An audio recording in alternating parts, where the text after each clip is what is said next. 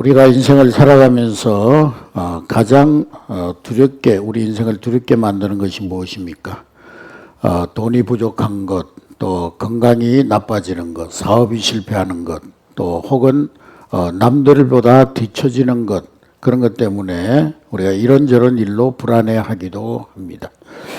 그러나 심리학자들이 우리 인간의 내면을 깊이 들여다보면은 사람이 가진 모든 걱정과 불안의 뿌리에는 단 두 가지의 근본적인 두려움이 있다고 합니다. 첫 번째로는 죽음에 대한 두려움, 그리고 두 번째로는 죄에 대한 두려움, 즉 가책입니다. 단순히 사업이 안 돼서 힘든 줄 알았는데 뭔가 내가 내 죄 때문에 벌 받는 것은 아닌가, 그런 두려운 마음이 있고, 또 몸이 조금만 아파도 내가 이러다가 내 삶의 끝인 죽음을 맞이하고 그 뒤에 올 심판에 대한 두려움이 찾아오는 것입니다. 인간은 이 두 가지의 사슬에 묶여서 평생을 불안과 두려움 속에 살아갑니다. 우리 현대인들은 재물도 있고 지식도 갖추어 있지만은 정작 이 결정적인 순간에 용기 없이 쩔쩔매고 그리고 굴복하는 이유는 바로 여기에 있는 것입니다. 어느 신실한 집사님이 남편이 안타깝게도 교회를 다니지 않아서 늘 그 남편을 위해서 기도했습니다. 눈물로 수년 동안 남편이 예수 믿기를 위해서 기도했습니다. 그런데 어느 날 주일날 아침에 남편이 느닷없이 여보, 나 오늘 당신하고 같이 교회 갈 거야, 그렇게 얘기하더라는 것입니다. 그래서 집사님이 가슴이 쿵쾅거리기 시작했습니다. 하나님 감사합니다. 그러면서도 마음 한편으로 오늘 교회 가면은 목사님이 참 은혜로운 말씀을 해가지고 우리 남편이 정말 그 말씀에 변화되는 그런 역사가 은혜 받는 역사가 일어나야 되는데, 오늘 목사님이 어떤 설교를 하실까? 모처럼 남편이 교회에 왔는데 용기와 희망을 주는 그런 좋은 말씀을 전해야 될 텐데 그런 걱정이 들었습니다. 그런 불안한 마음으로 주보를 펴드는 순간에 그 집사님은 그만 억장이 무너지는 것과 같았습니다. 그날의 본문 말씀은 창세기 5장의 말씀이었습니다. 이 창세기 5장의 본문은 어떤 말씀이냐면은 거기에는 은혜로운 비전이나 축복의 말씀이나 위로의 말씀 같은 건 하나도 없고 온통 사람의 이름이 기록이 되어져 있는 족보입니다. 아담이 93세에 죽었고 셋은 912세에 죽었고 에노스는 905세를 살다가 죽었더라. 그리고 모두셀라는 969년을 살다가 죽었더라 하는 그런 내용뿐이었습니다. 집사님은 설교 시간 내내 안절부절하면서 속으로 기도했습니다. 하나님, 제 남편이 시험에 들지 않게 해주시고 오늘 설교 말씀을 통해서 작은 은혜라도 받게 해주시옵소서, 그렇게 기도를 했다고 합니다. 드디어 예배가 끝나고 집사님은 남편의 눈치를 살피면서 조심스럽게 교회 문을 나서는데 남편이 의외의 한마디를 던집니다. 여보, 나 오늘 이 교회 등록할 거야, 그러더라는 것입니다. 너무 놀란 집사님이 집에 와가지고 정성껏 음식을 차려놓고 남편에게 물었답니다. 여보, 오늘 설교 말씀 지루하지 않았어? 어떻게 등록할 걸 결심했어? 그러니까 남편이 조용히 첫 잔을 내려놓으면서 그렇게 대답하더라는 것입니다. 오늘 성경에 보니까 어떤 사람은 913세를 살고 어떤 사람은 930세를 살고 또 어떤 사람은 969세를 살고 아무리 오래 살고 대단한 사람도 결국 죽었더라. 결국에는 죽었더라. 그게 결론이더라는 겁니다. 그래서 그 순간에 벼락 같은 깨달음이 자기의 머리를 스쳐갔다는 것입니다. 969세를 살은 사람도 죽었는데 나도 결국에는 죽는구나. 그런데 나는 지금 죽을 준비가 되어 있는가? 나는 죽을 준비가 전혀 되어 있지 않더라는 것입니다. 내 힘으로는 죄와 죽음의 문제를 해결할 수 없다는 것을 깨달았다는 것이죠. 그래서 나에게는 나를 구원해 줄 구세주가 꼭 필요하겠구나. 그래서 그날 예수 믿기로 결단했다는 것입니다. 여러분, 세상의 그 어떤 화려한 말보다 죽음과 죄라는 우리 인생의 본질을 직면할 때 인간은 비로소 구원자 예수 그리스도를 찾게 되는 것입니다. 우리는 평소에 자기가 가지고 있는 소유, 자기의 지식, 자기의 스펙, 또 자기의 어떤 건강, 그런 껍데기로 자기를 스스로 포장하면서 살아갑니다. 그러나 죽음이라는 인간의 명확한 한계와 하나님 앞에 숨길 수 없는 죄의 실체 앞에 설 때에 그 모든 포장은 허위와 같은 그런 껍데기로 다 벗어지고 마는 것입니다. 십자가는 바로 이 절망의 지점에서 빛을 발하는 것입니다. 예수 그리스도의 십자가는 단순히 우리가 따라야 될 모범이나 우리가 따라야 될 어떤 교훈이나 사상이 아니라 죄의 삭신 사망을 친히 십자가에서 담당하신 하나님의 실제적인 구원 사건인 것입니다. 내가 해결할 수 없는 죄와 죽음의 문제, 그것을 그리스도께서 십자가에서 완전히 지불하셨음을 깨닫는 순간 우리 인간은 비로소 절망에서 소망으로 시선을 돌리게 되는 것입니다. 그런데 그리스도께서 이루신 그 구원의 완성을 내 삶에 적용시키고 또 내가 그것을 믿고 누리게 하시는 분은 바로 성령 하나님이십니다. 예수님께서 십자가에서 죽음의 권세를 깨뜨리셨다면 성령께서는 오늘 우리 마음을 사로잡고 있는 죄의 사슬과 죽음의 공포를 실질적으로 끊어내시는 것입니다. 그래서 성령은 단순히 우리 마음을 편안하게 하는 어떤 소극적인 위로자에 머물지 않습니다. 우리 안에 거하시며 죄의 소원을 눌러 이기게 하시고 그리고 죽음이라는 거대한 실존적 두려움을 넘어설 수 있는 하늘의 생명을 공급해 주시는 것입니다. 죄와 죽음의 복에 매여서 종로로 타던 우리가 성령의 역사로 말미암아 비로소 참된 자유를 얻게 되는 것입니다. 그래서 이 구원의 진리를 깨닫게 되면은 성도들은 성령으로 말미암아 세상이 줄 수 없는 담력을 얻게 되는 것입니다. 성령께서 우리에게 주시는 담력은 뭐 내 안에서 나오는 어떤 자신감이나 할 수 있다는 어떤 긍정적인 그런 마인드나 그런 것이 아닙니다. 성령님께서 우리에게 주시는 담력은 죄의 문제 해결에서 오는 정결함의 담력이요 죽음을 뛰어넘는 부활의 소망에서 나오는 담대한 용기인 줄로 믿습니다. 여러분, 초대교회 성도들이 사자굴 속에 던져짐을 당하고 불 속에 던져짐을 당하면서도 굴복하지 않았던 이유가 무엇입니까? 그들의 의지가 강해서가 아니라 죄와 죽음을 이기신 성령의 권능이 그들 안에 충만했기 때문인 것입니다.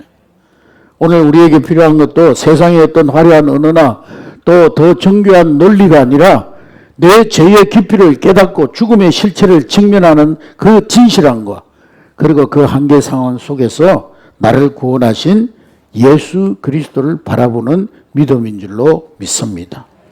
이 믿음 위에 성령 하나님께서 임하실 때 모든 두려움의 사슬이 끊어지고 세상을 담대하게 살아갈 수 있는 용기가 우리 안에 샘솟듯 충만하게 될 줄로 믿습니다. 우리 교회 다니는 사람들을 크게 세 부류로 나눌 수가 있습니다. 첫 번째로는 예수님을 지식으로 배우는 사람이 있습니다. 어떤 예수님의 탁월한 도덕적 가치관이나 또 예수님의 어떤 산상수훈 같은 그런 교훈을 지식적으로 탐구하고 아는 그런 부류입니다. 성경의 역사적 배경, 교리 그런 것들 아는데 탁월한 그런 성도들입니다.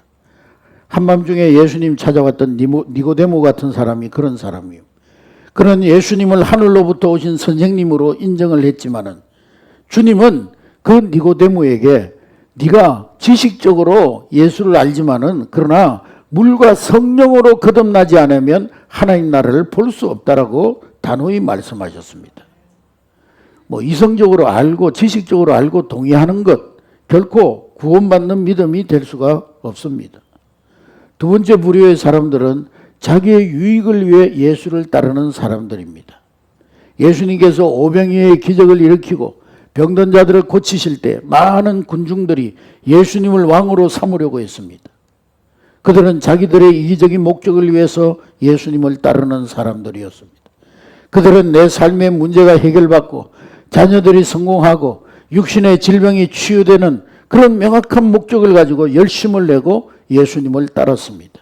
모든 신앙생활의 열심의 끝에는 나의 소원 성취가 있었습니다. 여러분, 그것은 기독교의 옷을 입은 종교생활에 불과합니다.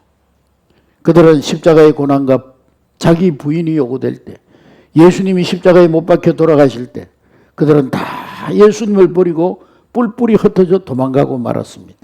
그들은 예수님이 십자가에 지시고 고난받았을 때에는 다 예수님을 떠나는 무리가 군중이 되고 말았던 것입니다.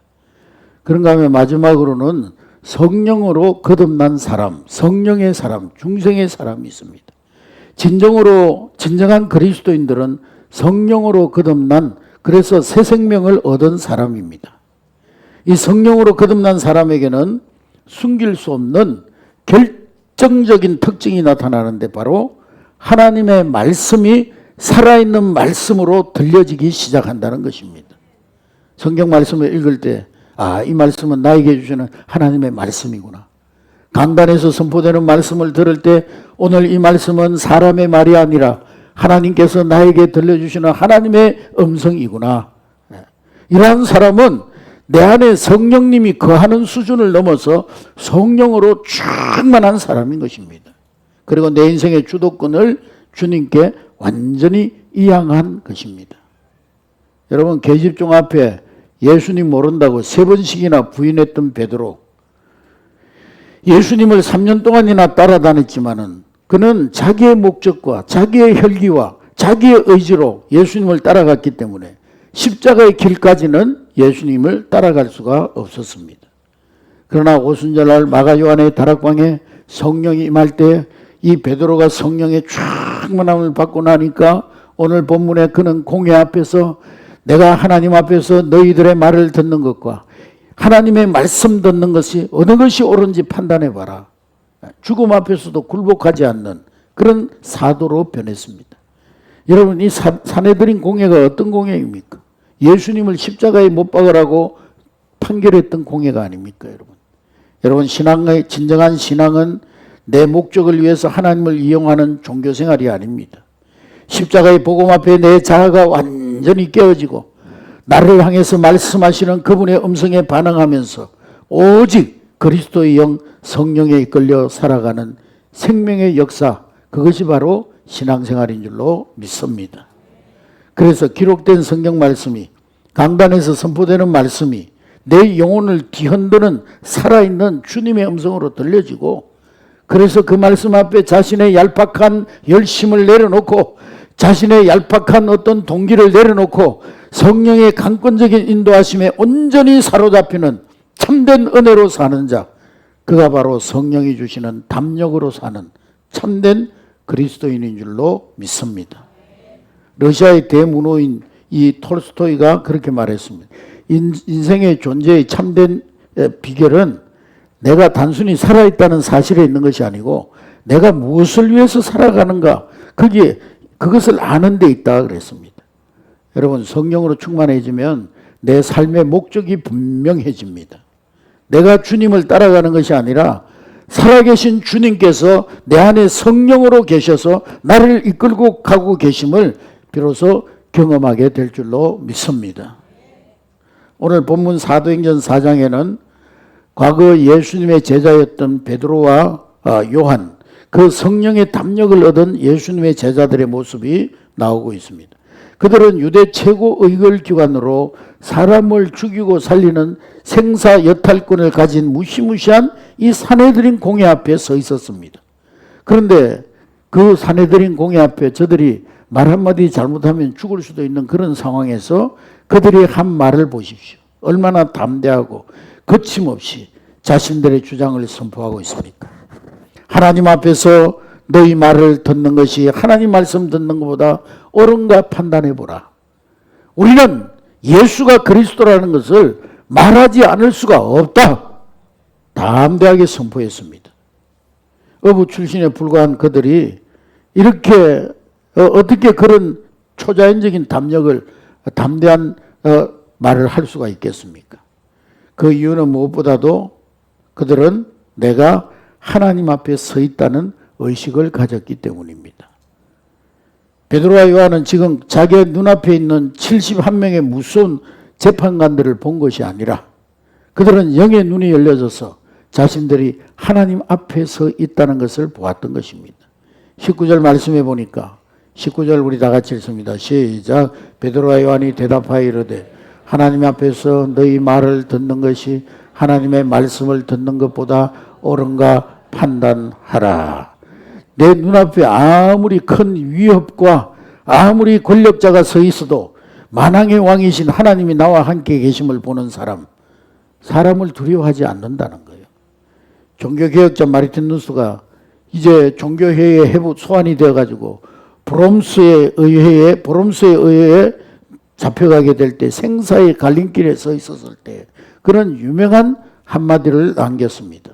하나님, 내가 여기 하나님 앞에 서 있나이다. 서대반 집사님이 돌에 맞아 순교할 때도 마찬가지였어요. 분노에 찬 무리들이 자신을 향해서 돌을 던지는 그 순간에 서대반 집사님은 사람들의 얼굴을 보지 않고 성경 말씀에 보니까 하늘을 우러러 보았다 그랬어요. 그곳에서 하나님 보좌 우편에 서 계신 예수 그리스도를 보았던 것입니다. 그래서 그 엄청난 돌 세례 속에서도 스데반 집사님의 얼굴은 천사의 얼굴과 같았다 그랬습니다. 죽음을 뛰어넘을 수가 있었던 것입니다. 여러분, 성령 충만한 사람은 항상 시선을 땅이 아닌 하늘에 두고 사는 사람인 줄로 믿습니다. 두 번째로 그들이 그렇게 담대할 수 있었던 것은 어두운 과거로부터 완전히 출애굽했기 때문입니다.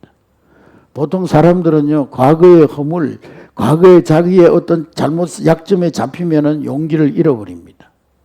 그래서 공의원 회원들 아마 베드로를 향해서 속으로 흉보았을 것입니다.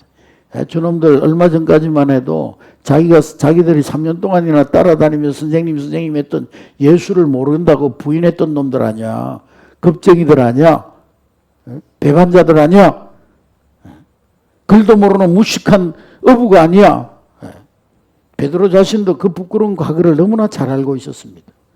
그러나 성령이 충만해지니까 베드로는 자신의 어두운 과거나 수치스러운 그런 기억으로부터 완전히 추락했습니다. 내가 비록 과거에 그런 못나고 잘못된 사람이었지만 주님께서 나 같은 죄인도 용서하셨다. 주님이 나를 충성되이 여기셔서 하나님의 일꾼으로, 복음의 일꾼으로 지명하셨다. 이 감격이 과거의 사슬을 완전히 끊어버린 거예요. 내가 과거에 어떤 죄를 지었던, 어떤 실패를 했던, 어떤 모습으로 살았던 상관이 없어요. 십자가의 피로 나를 정결케 하시고 성령으로 나를 부르신 주님의 은혜가 더 크기 때문인 것입니다. 내 자아를 완전히 부정하고 주님의 은혜를 의지할 때 세상이 감당할 수 없는 진정한 담력이 나오게 되는 것입니다.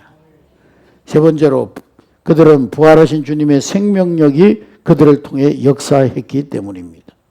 베드로와 요한이 성전 미문에 앉은 안전뱅이, 40세 된 안전뱅이를 이렇게 세웠을 때 온 예루살렘이 발칵 뒤집어졌어요. 사람들이 베드로와 요한을 하나님처럼 막 떠봐 떨려고 있어요. 그들을 하나님인 것처럼 그렇게 우르르 봤습니다. 그때 베드로와 요한은 단호하게 선포합니다. 어찌하여 우리들을 보느냐? 우리 개인의 경건의 능력으로 이런 기적적인 일이 일어나게 된 줄 아느냐? 너희가 십자가에 못 박았지만은 하나님께서 다시 살리신 예수 그리스도의 이름이 이 사람들을 완전하게 낫게 하였느니라. 여러분, 성령 충만한 사람은 내 힘으로 일하지 않습니다. 영광을 받으신 주님께서 지금 살아계셔서 나를 도구로 사용하고 계심을 확신합니다. 그러므로 내가 한 일은 아무것도 없음을 고백하며 오직 주의 능력만을 담대히 선포하게 되는 것입니다. 할렐루야. 결론적으로 성령 충만한 자의 담력은 어디로 향하느냐? 그것은 다른 사람들을 향한 원수까지도 포용하는 그 위대한 사랑으로 나타나게 되는 것입니다. 17세기에 독일과 전 유럽을 공포로 몰아갔던 페스트라는 전염병이 창궐했습니다. 하루에도 수십 명씩 죽어나가고 마을 전체가 시세 섞는 냄새로 진동을 했습니다. 사랑으로 환자를 돌보던 수도사들마저도 그 패스트에 전염이 되어가지고 수도원의 문을 닫아야 됐던 비극적인 상황이었습니다. 당시에 마르틴 링카르트라고 하는 목사님은 하루에 50번씩 장례식을 치러야 했습니다. 심지어 자신이 너무나 사랑했던 아들도 혹사병으로 죽고 말았습니다. 절망과 절규가 지배하던 그 잿더미 속에서 링카르트 목사님은 하나님을 향하여서 원망하고 하나님을 향하여서 한탄하는 대신 그는 펜을 들어서 찬송시를 기록했습니다. 그 찬송시가 바로 오늘 찬송가 20장에 나오는 다 감사드리세 온 몸과 정성을 다하여 그 손으로 하신 일 우리를 기쁘시게 하네 하는 내용의 찬송시를 적어서 하나님을 찬양했습니다. 여러분, 어떻게 아들을 잃은 그 슬픔 속에서 죽음이 코앞에 둔 절망 속에서 다 감사드리세 하고 찬양할 수가 있겠습니까? 독일의 신학자 보네프는 기독교인들과 비기독교인들의 구별점이 뭐냐? 그것은 단 하나, 범사에 감사하는가. 거기에 기독교인과 비기독교인의 구별이 있다는 거예요. 성령으로 충만한 사람은 이미 죽음을 초월하여 영원한 천국과 부활의 영광을 바라보는 사람이기 때문에 그는 범사의 모든 일에 어떤 환경 속에서도 하나님을 향하여 감사할 수 있는 것입니다. 할렐루야. 그러기에 성령 충만한 사람은 어떤 처지에도 두 가지 걱정을 하지 않습니다. 죽을까 봐 걱정하지 않고 벌 받을까 봐 걱정하지 않습니다. 로마 시대의 원형 경기장 콜로세움에서 굶주린 사자의 밥이 되어 죽어가던 이 초대교회 순교자들의 기록에 그런 글이 남겨져 있습니다. 나를 저주하십시오. 당신들이 나를 저주할수록 나는 당신들을 더 사랑할 것입니다. 나에게 침을 뱉으시오. 나는 당신들에게 사랑의 숨결을 불어낼 것입니다. 나를 칼로 찌르십시오. 나는 당신들을 사랑한다고 절규할 것입니다. 나를 짐승의 먹이로 던지십시오. 나는 기꺼이 사랑의 제물이 될 것입니다. 나를 불태워 주십시오. 내 몸을 태우는 사랑의 열기로 당신들의 정으로 가득 찬 미움을 녹여버릴 것입니다. 여러분, 이것이 바로 성령 충만한 사람만이 가질 수 있는 거룩한 여유이자 위대한 담력인 줄로 믿습니다. 미움을 사랑으로 녹여버리고 죽음 앞에서도 웃을 수 있는 이 힘, 세상의 지식이나 돈에서 나오는 것이 아니라 오직 우리 안에 거하시는 성령의 능력으로 나오는 줄로 믿습니다. 사랑하는 성도 여러분, 오늘 우리는 넉넉한 세상을 살아가면서도 여전히 작은 일에 염려하고 근심하고 두려워하고 불안한 그런 모습으로 살아가고 있지 않습니까? 좋은 여건 속에서도 작은 두려움에 굴복하면서 비겁하게 살아가고 있지는 않습니까? 오늘 사도 베드로를 바꾸셨던 그 성령님을 사모하고 그 성령으로 충만한 여러분 될 수 있기를 주의 이름으로 축복합니다. 눈앞에 환경과 사람을 보지 말고 하나님 앞에서 코람데오의 의식으로 살아가는 여러분 될 수 있기를 주의 이름으로 축복합니다. 과거의 실패와 두려움에서 완전히 출애굽하시기 바랍니다. 부활하신 예수님이 지금 나와 함께 하심을 믿고 담대히 일어서는 저와 여러분 되시기를 바랍니다. 우리는 성령으로 충만할 때 죽음의 두려움과 죄의 가책, 안개처럼 사라지고 세상을 품는 위대한 사랑과 담력이 여러분의 삶을 지배하게 될 줄로 믿습니다. 이 성령 충만한 담력으로 날마다 승리하는 저와 여러분 될 수 있기를 주의 이름으로 축복합니다.